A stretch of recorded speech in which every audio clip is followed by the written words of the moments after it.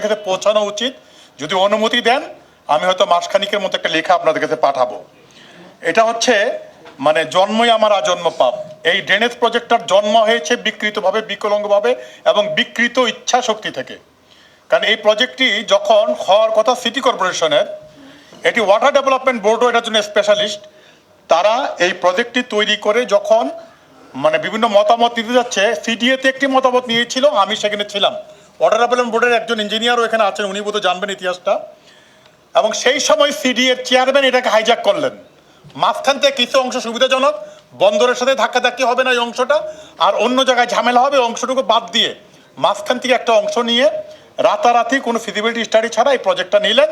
এবং তদানীন্তন প্রধানমন্ত্রী সিডিএর চেয়ারম্যানকে ভালোবাসতেন। সিটি কর্পোরেশন ধন্যবাদ। আমি আমি আমি ইতিহাসটা একটু বলার দরকার আছে মনে করেন। যদি মনে করেন যে শুনতে চান না তাহলে বলবো না, শুনতে না চাইলে বলবো না। আমি কথাটা বলার দরকার আছে, এটার ইতিহাসটা না জানলে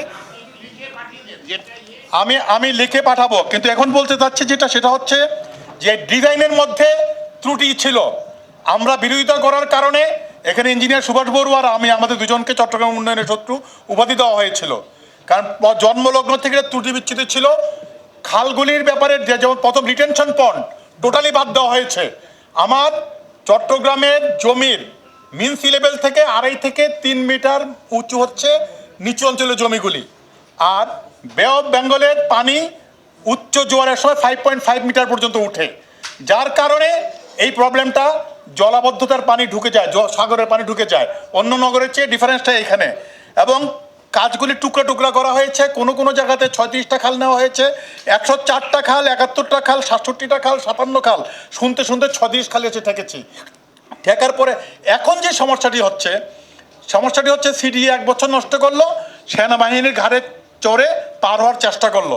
সেনাবাহিনী তো প্রস্তুত ছিল না, সেনাবাহিনী আবার একটু 1 বছর পার করে সেনাবাহিনীও চেষ্টা করলো। চেষ্টা করার পরে আমার মনে হয় এখন যেই পর্যায়ে আছে, এই 4 মাস যদি আমরা খুব ইন্টেন্সিভভাবে চেষ্টা করি, অন্তত এই প্রজেক্টগুলি থেকে, এই 5টা প্রজেক্ট থেকে আমাদের এখানে 40 to 50% প্রবলেম সলভ হবে এবং 40 to 50% আমরা অ্যাচিভ করতে পারবো এই 4 মাস যদি আমরা করতে পারি। এবং তার জন্য কি করতে হবে? একটা কাজ করতে হবে, যে মামলাগুলি আছে এই মামলাগুলি গভর্নমেন্ট। ধন্যবাদ। আপনি মামলার কথা আমরা স্যার বলেছেন আর ব্রিগেডিয়ার যদি শুনতে না চান বলার দরকার নেই। ব্রিগেডিয়ার সামস মহোদয় বলেছেন যে তিনি 24/7 করে দিয়েছেন। ফলে বললাম তো, আগেও কেউ শুনে নাই, এখনো শুনবেন না। তো ঠিক আছে, বলবো না, শুনবেন না, বলবো না। কিন্তু ওইটুকুলি মানে অনেক কষ্ট করেছি, বছর 2 যোগ 3 যোগ নালা কেটে কাজ করেছি। শুনতে চান না, বলবো না, অসুবিধা নেই, ঠিক আছে, অসুবিধা নেই। কারণ চট্টগ্রাম এখন এই প্রবলেম সলভ করার জন্য যেটা করতে হবে এটা আমাদের বলা দরকার। আপনি সেটা তো আপনাকে বলতে কেউ মানা করছে না। আমরা একটু ইতিহাসটা আপনার থেকে লিখে, ইতিহাস শেষ করে আমি যখন টেকনিক্যালি আসলাম তখনই তো আমাকে থামিয়ে দিলেন। না আপনি কিন্তু একটু সংক্ষিপ্ত করেন, আমাদের তো যেতে হবে, বুঝছেন। একটু আমি তো বলছিলাম যে মামলাটার জন্য করণীয় হচ্ছে, আপনারা সরকারের লোকরা আছে না সবচেয়ে বেশি আশাবাদী। আমি খুব আশা নিয়ে এসেছি, কারণ এই গভর্নমেন্ট যতটুকু আন্তর্জাতিকতার সাথে নেমেছে, আপনারা 2 দিন যাবত এখানে পড়ে আছেন। এই মামলাগুলি যদি আপনারা ঢাকা থেকে চেষ্টা করেন, এই মামলাটা জটগুলি ছুটিয়ে দেওয়া। অনেক জায়গায় মামলার জটের জন্য মাঝখানে কিছু কাজ করতে পারে নাই। আপনি 10 কিলোমিটার খালের জন্য 9 কিলোমিটার করলে 90%, কিন্তু 1 কিলোমিটারের জন্য আমি 0%, আমি রেজাল্ট পাচ্ছি না। একইভাবে যেমন ধরেন সিটি কর্পোরেশন আর সিডিএর মধ্যে যে সংকটটা, সেই সংকটটা দূর করার জন্য সিটি কর্পোরেশন আর্থিক সংকটে আছে, সিডিএ এরও টাকা নাই। সেনাবাহিনী যে মেনটেন্যান্স করবে, সেনাবাহিনীরও তো বাজেটের মধ্যে এটা নাই। তাইলে এইটা যদি আপনি একটু মনোযোগ দেন, এই 3 বছর, এই 4 মাস 5 মাস এটা কি করবে, যদি সিটি কর্পোরেশনকে থোক দেন, তার ইকুইপমেন্ট লাগবে, এখন জনবল লাগবে। আগে ছিল ম্যানুয়াল, এখন ইকুইপমেন্ট। আর বন্দরের ড্রেজিংয়ের ব্যাপারে ওনারা সামান্য ছোটোর থেকে নিচের দিক করেন ড্রেজিং, এবং আমাদের অনেকগুলি সুইচ গেট ওই পারে, এবং সুইচ গেটের মুখগুলি বন্ধ। ড্রেজিংটা উপরের দিকে যদি না করে তাহলে সুইচ গেট ফাংশনাল হবে না। সুইচ গেট ছোটোর ব্যাপারটা আপনাদের দৃষ্টিতে এসেছে, এই জন্য থ্যাংক ইউ। আর অর্থ ছাড়ের ক্ষেত্রে এখানে একটা প্রবলেম আছে।